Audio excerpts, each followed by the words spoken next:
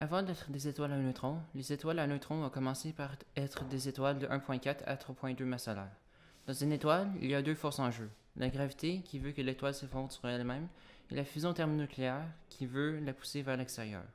La fusion produit de l'énergie en fusionnant des atomes ensemble pour produire des atomes de plus en plus massifs. L'étoile fusionne donc de l'hydrogène en hélium, produit ensuite du carbone, de l'oxygène et tous les autres éléments du tableau périodique jusqu'au fer. Le problème survient au fer, car il faut plus d'énergie pour faire la fusion avec du fer que la fusion elle-même en procure. À ce moment, la gravité prend le dessus, exerçant une pression sur le noyau de l'étoile pendant que les couches extérieures sont repoussées dans une explosion appelée supernova.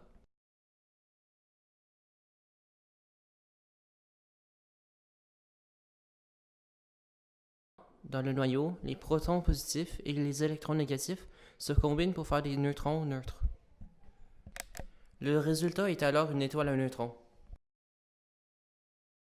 La densité moyenne d'une étoile à neutrons est d'environ 1 billiard fois celle de l'eau. Et en d'autres mots, 1 cm3 d'étoile à neutrons pèse environ le poids du mont Everest.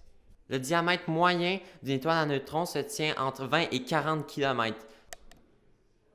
La masse d'une étoile à neutrons se contient en 1,4 et 3,2 masses solaires et son champ magnétique va jusqu'à 10 à la 11 Tesla. C'est énorme. Environ plusieurs dizaines de tours par seconde pour une étoile à neutrons. Et si l'étoile à neutrons possède un fort champ magnétique et qu'elle tourne très rapidement sur elle-même, encore plus vite qu'une normale, elle devient un pulsar.